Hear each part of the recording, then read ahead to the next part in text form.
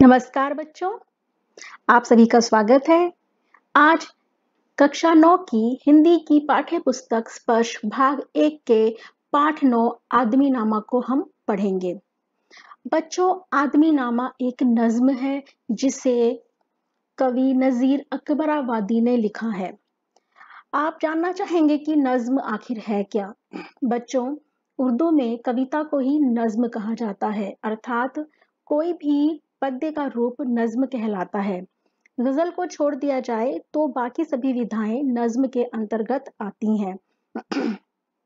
तो नजीर अकबराबादी नज्म लिखने में बहुत ही माहिर थे। तो आइए हम थोड़ा सा अपने इन कवि के बारे में जान लेते हैं।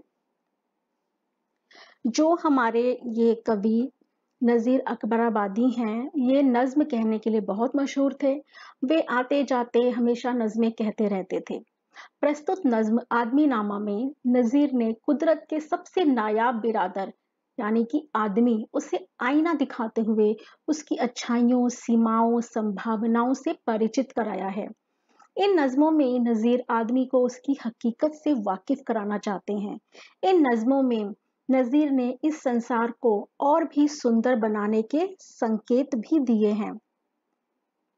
बच्चों, इस नज्म में इसके 4 भाग हैं और सभी भाग में कुछ कुछ पंक्तियां हैं। तो मैं प्रत्येक भाग को यहाँ पर पढ़कर और फिर उसका जो भावार्थ है, उसकी व्याख्या है, वह मैं आपको समझाऊंगी।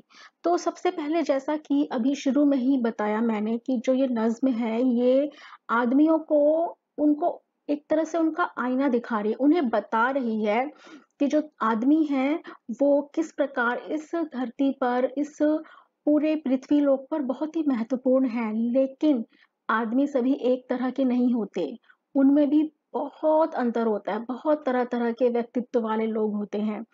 तो इसमें कवि वही बताना चाह रहे हैं कि आदमी अपने अंदर की खूबसूरती को, अपने अंदर की अच्छाई को पहचाने, ना कि वो जो बुराइयां हैं, जो बुरे व्यक्ति हैं, उनको लेकर चले।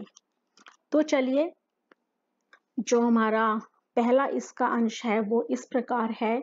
दुनिया में बादशाह है सो है वह भी आदमी, और मुफलिस ओ गदा है सो है वो भी आदमी, जरदार बेनवा है सो है वो भी आदमी, नियमत जो खा रहा है सो है वो भी आदमी, टुकड़े जो चबा रहा है सो है वो भी आदमी। तो बच्चों, ये जो हमारा कविता का अंश है, इसकी जो व्याख्या है, भावार्थ है, वो इस प्रकार है कि कवि कहना चाहते हैं कि दुनिया में तरह तरह के आदमी होते हैं। दुनिया में चाहे कोई राजा हो या कोई आम इंसान हो, सभी आदमी के रूप में ही है। यदि कोई मालदार या दौलतमंद है तो वह भी आदमी है, और यदि कोई गरीब है तो वह भी आदमी है, भिखारी है तो वह भी आदमी है, जो स्वादिष्ट भोजन खा रहा है वह भी आदमी है, और जो सूखे टुकड़ों पर पल रहा है वह भी आदमी है, मेहनत कर रहा है वो भी आदमी है, जो ऐशो आराम के साथ रह रहा है वह भी आदमी है। अर्थात कवि के कहने का तात्पर्य है कि अलग अलग आदमी अलग अलग काम करते हैं, अलग अलग व्यवहार करते हैं और अलग अलग गुणों वाले होते हैं। तो हमें उनमें से अच्छे गुणों को ही अपनाना चाहिए। अब जो दूसरा अंश है वो इस प्रकार है कि मस्जिद भी आदमी ने बनाई है या मियाँ, बनते हैं आदमी ही इमाम और खुद बाखबा, पढ़ते हैं आदमी ही कुरान और नमाजियाँ, और आदमी ही उनकी चुराते हैं जूतियां, जो उनको ताड़ता है सो है वो भी आदमी। तो जैसा कि आपको समझ में, इन पंक्तियों में कुछ बातें समझ में आई होंगी, जो कि इस प्रकार हैं कि कवि आदमी को फिर से आईना दिखाते हुए कहते हैं कि जिसने मस्जिद बनाई है वह भी आदमी ही है, और उस मस्जिद में नमाज और कुरान पढ़ने वाले वो भी आदमी ही हैं, और जिसने नमाज और कुरान को बनाया वह भी आदमी ही है। और जब मस्जिद के अंदर लोग नमाज पढ़ने जाते हैं तो जो जूते बाहर छोड़कर आते हैं उन्हें चुराने वाला भी आदमी है, और उन जूतों पर नजर रखने वाला वो भी आदमी है। अर्थात कि जो गलत काम करता है वह भी आदमी है, जो अच्छे काम करता है वह भी आदमी है। तो बच्चों ये जो नज़्म है, कविता है, ये उर्दू में लिखी गई है, आप जानते ही हैं, तो इसलिए इसमें मस्जिद आदि का ज़िक्र है। यदि आप इसको संबंधित करना चाहें तो जैसे मंदिर में भी होता है, जूते लोग बाहर छोड़कर आते हैं, चुरा लिए जाते हैं, अर्थात जो मंदिर में पूजा करवा रहे हैं वो भी आदमी हैं, जो भक्त हैं वो भी आदमी हैं, जो काम कर रहे हैं वो भी आदमी हैं। तो मतलब अच्छा बुरा सब करने वाला आदमी ही है। अब हम आते हैं अगले अंश पर। या आदमी पे जान को वारे है आदमी, और आदमी पे तेग को मारे है आदमी, पगड़ी भी आदमी की उतारे है आदमी, चिल्ला के आदमी को पुकारे है आदमी, और सुन के दौड़ता है सो है वो भी आदमी।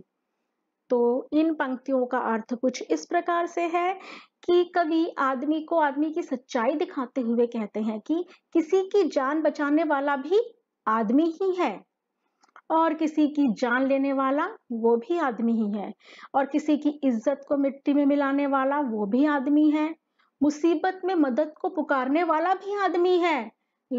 तो जो मुसीबत में जो पड़ा हुआ है उसकी सहायता करता है वो भी आदमी है, और एक इंसान जो किसी की इज्जत मिट्टी में मिला रहा है लेकिन दूसरा इंसान उसकी इज्जत को बचा रहा है वो भी आदमी ही है। अर्थात कवि के कहने का अर्थ है कि यदि आदमी किसी को मुसीबत में डालने वाला है तो मुसीबत में पड़े इंसान को बचाने वाला भी है। फिर से वही बात आ गई कि अच्छा भी आदमी है और बुरा भी आदमी ही है। अगला अंश कुछ इस प्रकार है। अशराफ और कमीने से ले शाहता वजीर, ये आदमी ही करते हैं सब कारे दिल पजीर। या आदमी मुरीद है और आदमी ही पीर, अच्छा भी आदमी कहाता है ए नजीर, और सब में जो बुरा है सो है वो भी आदमी। तो यहाँ पर कहते हैं नजीर जी कि आदमी को आदमी की सच्चाई का आईना दिखाते हुए हमारे कवि कहते हैं कि शरीफ से लेकर कमीने तक सभी आदमी हैं, और राजा से लेकर मंत्री तक, रंक तक सभी आदमी हैं। कवि कहते हैं कि वह आदमी ही है जो दूसरे आदमी के दिल को खुश करने वाला काम करता है, और वह भी आदमी है जो किसी के दिल को दुखाता है। तो एक जो संत है वो भी आदमी है, जो उसका भक्त है वो भी आदमी है। तो आप देख सकते हैं कि राजा से लेके, रंक से लेके, बुराई करने वाला, मंत्री, मारने वाला, हर रूप में आदमी ही है। तो कहने का अर्थ यह है कि आदमी अच्छा भी होता है और कभी-कभी आदमी बुरा भी होता है। परिस्थितियों के अनुसार ऐसा हो सकता है कि आदमी अपने आप को बदल ले या फिर परिस्थितियों के अनुसार व्यवहार करने लग जाए, लेकिन हमें नहीं भूलना चाहिए कि इंसान को, आदमी को अपने अंदर केवल अच्छाई को ही जिंदा रखना चाहिए, बुराई को निकाल देना चाहिए। तो सारांश में मैं ये कहना चाहूंगी कि इस नज्म में, इस कविता में कवि ने आदमी के सभी रूप बताए, जितनी भी तरह के इंसान आदमी होते हैं, राजा से लेकर रंक तक, भिखारी तक, फकीर तक, सभी आदमी हैं अच्छे काम करने वाले। उन्होंने मस्जिद का भी उदाहरण दिया है, उन्होंने राजा रंक का उदाहरण दिया है, उन्होंने भक्त और संत का उदाहरण दिया है, चोर का उदाहरण दिया है। मतलब अगर एक लाइन में कहा जाए कि देव भी आदमी हैं और दानव भी आदमी हैं। अब ये हमें सोचना है, ये हम पर निर्भर करता है कि हम अपने अंदर देव को जिंदा रखें या फिर दानव को जिंदा रखें। जैसा कि आजकल आप देखते हैं कि दुनिया में कितनी बुराइयां फैल गई हैं, कितना आतंक भी मचा हुआ है, सब एक दूसरे को मारने काटने में लगे हुए हैं। तो भी आदमी है, लेकिन जो रक्षा कर रहे हैं, सेना में है, फौज में है, पुलिस में है, किसी भी रूप में है, तो रक्षा करने वाला भी आदमी ही है। तो इन सभी के बीच में से हमें अच्छे लोगों को लेकर चलना है, अच्छे लोगों की तरह बनना है, उनकी सराहना करनी है, और बुरे और भटके लोगों को बचाना है, उन्हें समझाना है।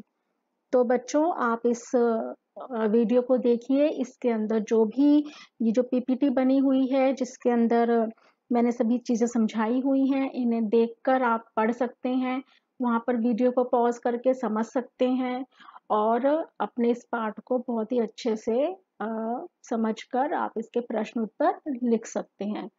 तो इसको फिर से देखिए और इसको समझिए, और जिसने भी अभी तक इस चैनल को सब्सक्राइब नहीं किया है, कृपया उसे सब्सक्राइब कर लीजिए और बेल आइकन को भी दबा दीजिए। तो बच्चों, स्वस्थ रहिए, खुश रहिए। बहुत बहुत धन्यवाद।